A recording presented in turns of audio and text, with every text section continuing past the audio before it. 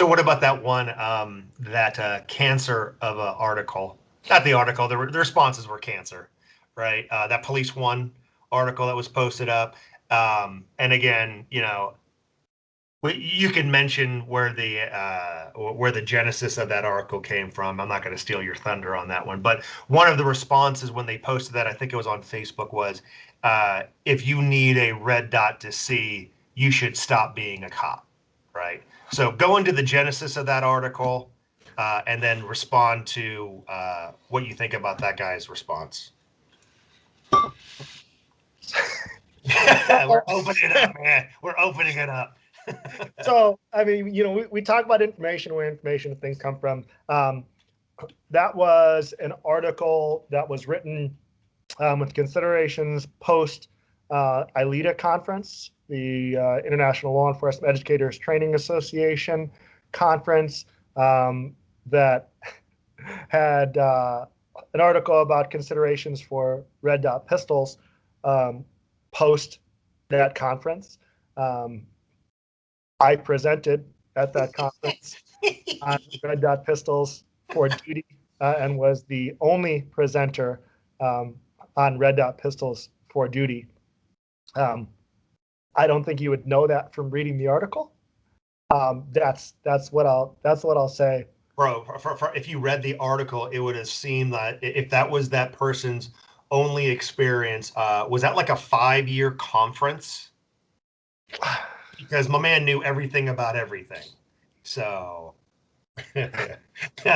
anyway, he ain't gonna listen to this podcast. Bro. So it was a snapshot article with kind of one consideration in mind that left the door open for people to comment on things that they didn't know about. It was an article that was put out there that has been recycled multiple times by Police One, that doesn't address all of the insane comments that it generates every single time. It's the same cycle of comments regurgitated every single time that article is posted, because the article is written by, I believe it was a retired police officer, just talking about how it could help old eyes. He's not wrong, but it's not the article that belongs on Police One. It's just not. There is plenty of information out there and accessible, that addresses all of the comments that there always and consistently are. The idea that if you can't see well enough to shoot, you shouldn't be a cop, is nonsense. The idea that because my eyes age and I can't see a front sight as well and as clearly as I should, and there's something that exists out there to allow me to do that one part of my job, and that disqualifies me from being a police officer, is stupid. It's asinine. I bring that up because I think the entire gambit of responses were pretty much brought up. It was a Facebook post. Yeah, it was a Facebook post, right? But I thought that particular comment brought ignorance into a whole different stratosphere, and that's why I bring it up, right? Because stupid is funny. Anyway, so if a police department is going to allow, right, or adopt RDS, what do they need to be careful of in considerations? Yeah, what you're going to allow. You look at it and there's optics for plinking, and there's optics for duty. Because while I think that making the jump to the optic, I think the juice is worth the squeeze. You have to be able to perform all of the functions that you can perform with a non-optic gun in a duty environment. You cannot put an optic that, if I need to do a one-hand manipulation, is going to break. You can't do it. If there was not an optic out there that could do that, I wouldn't be carrying one on duty. Yeah. Because I have to be able to do everything that I can do with an iron-sighted gun with my optic. So I think that just a carte blanche dots are not allowed. I'll use Houston PD as an example. I was very pleased to see Houston PD allow it until I saw their policy. Yeah. You Well, know, we're still pleased with them, but they went full boat. yeah, and I think that there's a happy medium. I was happy to see a large department see that there is benefit to it and allow it. But then I looked at their policy and I looked at the optics that they allow, and I know firsthand that some of their optic choices that they allow, and I'm not going to call them a manufacturer out. I duty recommend Trijicon RMR and Delta Point Pros. That's what I'll say about that. Yeah. And I see the list of things, and I see the potential for a problem. I see a potential for a situation that an officer can get in where their dot is no longer an enhancer, where it's going to make their job more difficult or possibly impossible to do. And so I think that there needs to be a middle ground between no RDS and then just you can put any kind of dot underneath the sun on your gun. Yeah. Yep. Agreed. Okay. All right, dude. So now we get to the get it off your chest segment. All right. This is the part where, dude, anything you want to get off your chest about the industry, about being whatever you want, dude. Just, we don't want to hear about your neighbors. But what can you get off your chest that will make everybody else better? I think that makes sense. Phrasing? No, that's not bad. Go ahead. You have to make yourself better. You have to commit to making yourself better. And you have to, I think people need to look at what is actually going to get them better. Cops specifically. You look at department minimums and state minimums for training, and people think that, okay, well, that's my minimum training to be a police officer.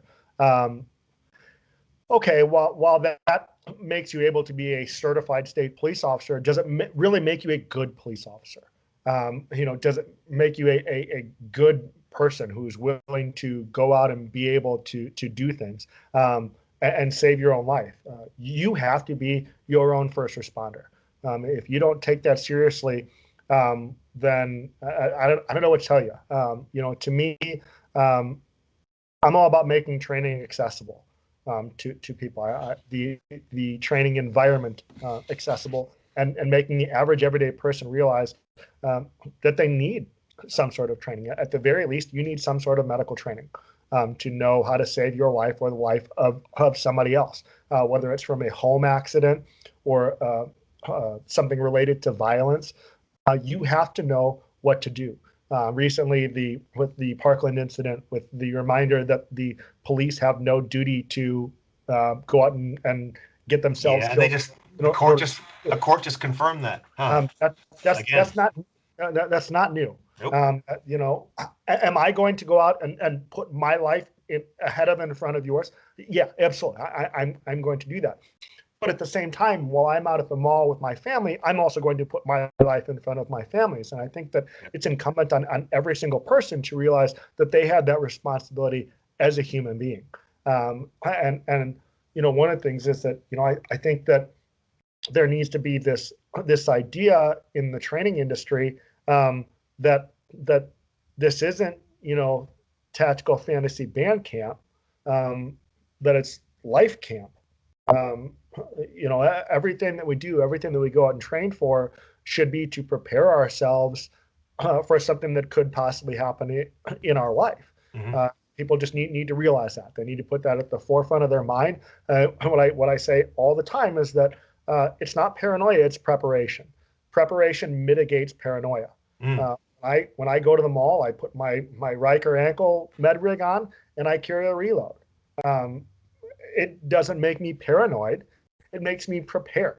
As a matter of fact, it makes me a little bit less paranoid because I know that any situation that I'm faced with, I have the ability to deal with everything that I can deal with in that situation on my person. People I see all the time is that, oh, you're paranoid.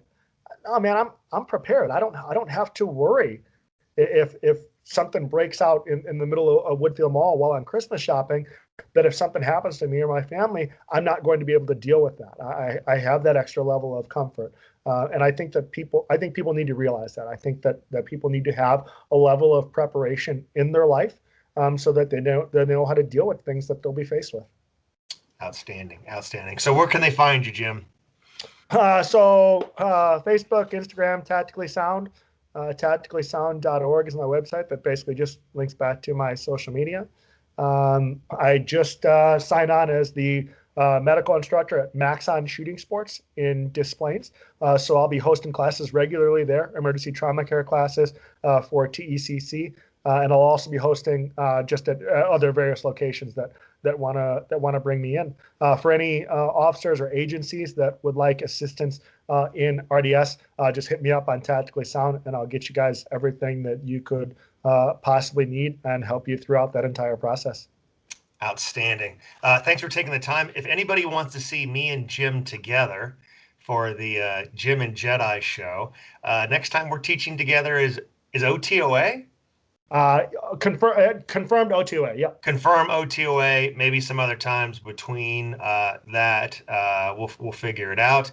That being said, everybody, thanks again for joining us. As far as I've been told by the CFO, COO, I guess I'm the CEO, but she's the COO, that I need to start plugging my own shit on these things, right? Why else am I doing them?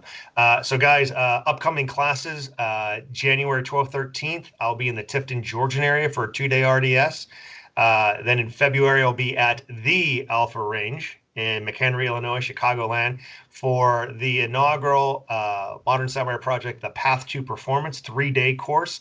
It's AIWB, which is day 1, and then the 2-day RDS course, in which I will give you everything that I have from there. And then I'm down in Reevesville, South Carolina for the 2-day RDS pistol course. You can check me out on modernsamuraiproject.com. Other than that, guys, stop being lazy, get better, but more importantly, be good, stay safe, get training.